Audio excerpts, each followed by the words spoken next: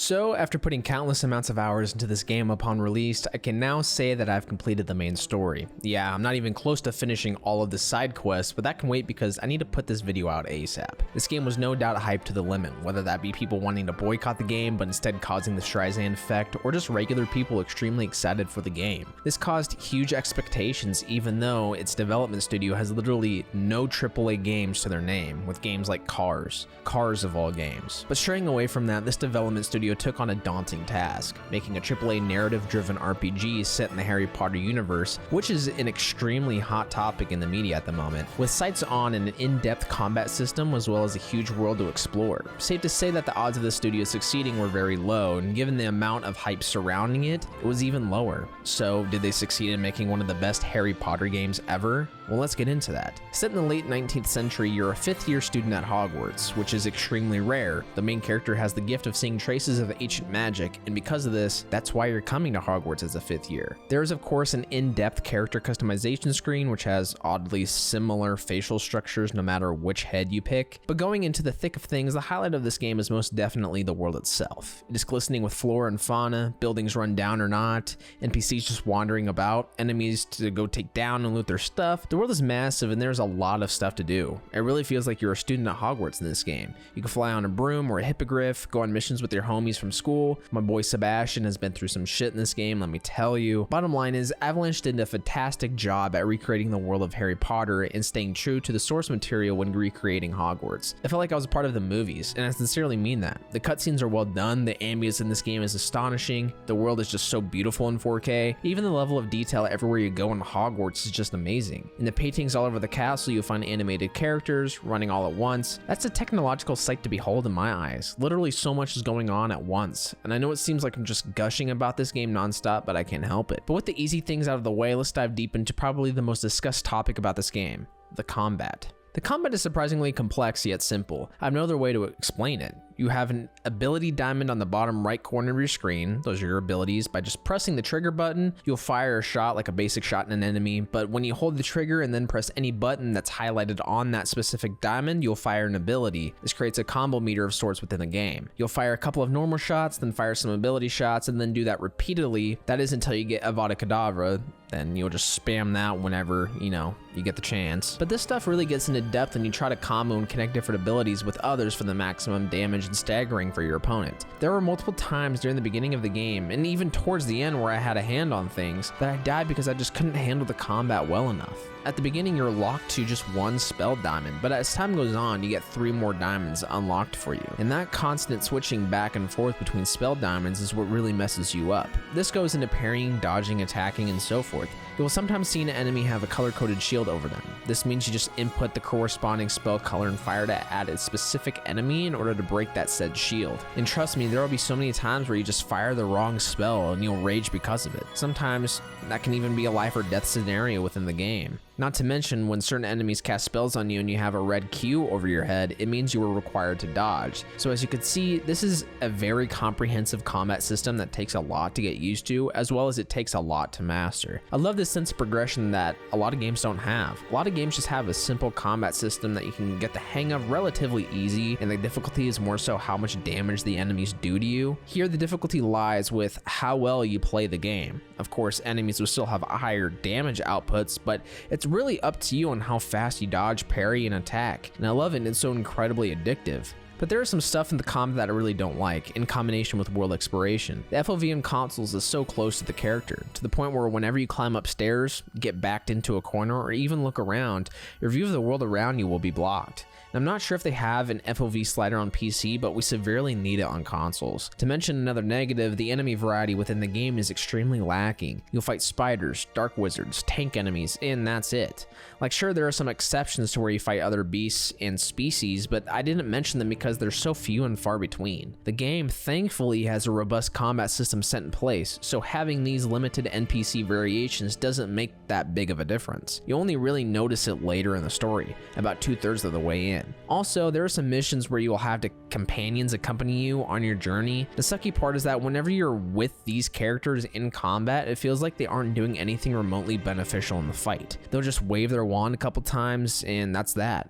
The rest is up to the player. And keep in mind, this isn't such a huge deal considering combat's so good, but having a companion actually helping you would be pretty cool. But enough about the combat. How's the narrative in Hogwarts Legacy? The narrative is okay. It isn't the best narrative for a narrative-driven RPG. Throughout the game, you'll find that most characters, besides a select few, have very little emotion behind their voice, or at least they give off the wrong emotion that corresponds with the dialogue that's being said. And even the plot points that are issued with you being a fifth-year student isn't talked about much, like at all really. I didn't see the need to have that plot point be implemented other than having a connection to a certain thing within the game, and I won't say what that is because of spoilers. The ancient magic plot point is the thing that's the main driver of the game, even connecting with certain gameplay system elements. This is the part of the game that I was most interested in, but even then the narrative doesn't give you much in terms of understanding what exactly ancient magic is. I guess for people that have read the source material, they know exactly what it is, but for someone that only dabbles in Harry Potter books and media, they have absolutely no clue. It wouldn't hurt to just add a little exposition in the game regarding what it is. The main game has 3 antagonists. You have Ranrock, the goblin that's leading the rebellion, Rookwood, who is teaming up with Ranrock, and another person I don't want to mention because I don't know if it's spoilers or not. These antagonists are Ranrock is by far the most talked about antagonist as well as the most screen time. When it comes to Rookwood, it just seems like that dude was cast off to the side. Even an abrupt scene happened with him that caught me off guard in a not so good way. The writers overall could have done so much better with the story than what they did. 35 hours of main story content sounds good on paper, but if 40 to 50% of that is mediocre, it really feels like a slog. But thankfully, the abundance of side quests cast that thought aside. Most of the time, side quests are the bread and butter of the game, better than the main quests in my eyes. This can range from doing time trials on your broom to exploring hidden dungeons that house some cool secrets and loot with a good narrative behind it. Keep in mind, it isn't up to par with the likes of like The Witcher 3, but the side quests are still good nonetheless, especially the relationship side quests that you have with other students such as Poppy Sweeting, Nats Ioni, and Sebastian Sallow, and others. I'm going to say that these missions are must-dos. You can't miss these because not only does it complement the main story well, but you also get some much needed backstories on these characters. Plus, the missions you go on with these guys are interesting and have you thinking quite a lot when it comes to puzzles within levels. Also, if you want to get the 3 forbidden curses, it's probably best to do side quests. I'm not going to say which ones, just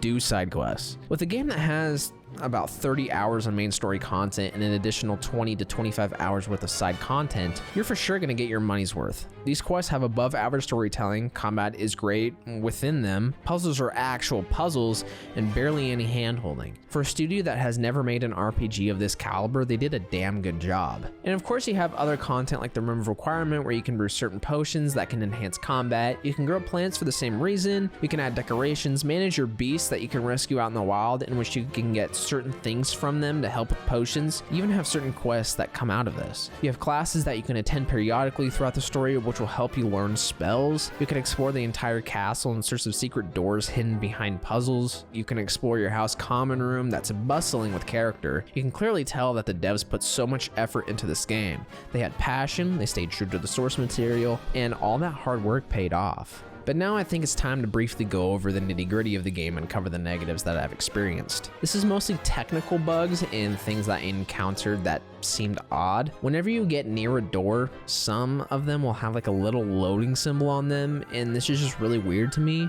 Why not just have a button prompt and have it be a staged scene where the character goes through a door? That way you can load in assets and not make it obvious that this is what's happening. Not to mention, it just takes you out of the video game. Also, there's tons of FPS drops near Hogsmeade of all places. I thought it would be near Hogwarts, and although it does have some FPS drops, it's not as bad as Hogsmeade. I guess because there's so many character models within just one small space, but regardless, it is something worth mentioning. Also, there was this one glitch where I fell through the map. Hopefully I can dig this footage out in a reasonable amount of time, but I was getting a page for the field guide, then suddenly I just fell through the map. I had to reload my save because my character didn't even die. He was just floating there infinitely. It was the weirdest thing ever. Thank heavens that this only happened once. But honestly, that's really it when it comes to the performance issues within the game. Relatively speaking, this game is well polished, and it's something that you shouldn't be worried about. There are so many other things within the game that I could talk about, but I'm going to wait until my eventual critique comes in the next month or so.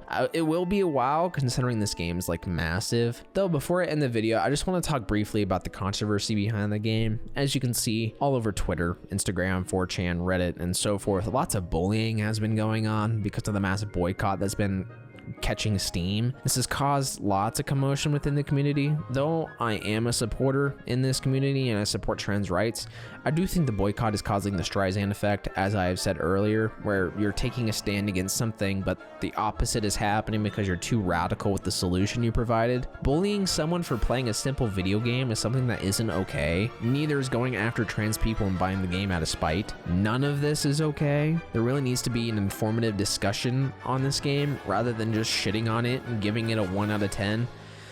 Wired's review. Simply hating it because of J.K. Rowling's views, that's disgusting journalism and should never be taken seriously. A lot of it just comes down to, if you want to play it, just play it. If you want to boycott, boycott it.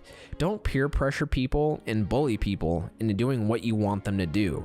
That's a very dangerous mindset to have, and I sincerely hope this boycott doesn't go too far. Literally making a website that targets Twitch streamers for streaming this game is downright stupid. And whoever did that, and I'm dead serious about this, go touch grass, because clearly you haven't in a while. But with that tangent aside, I very much think that this game lives up to the hype and is worth the buy if you're on the fence. You will sink countless hours into this game because it's that addicting. But other than that, I think that's it for me. I know this was a short one, but my eventual long form videos will come in the next week or so. If you want to see some interesting takes and critiques on some huge games, like I've said previously, then give a subscribe to the channel and hit that bell icon to be notified whenever I upload. Also, be sure to follow my Twitch. If you want to be part of some interesting discussions about games, click that link below and let's chat.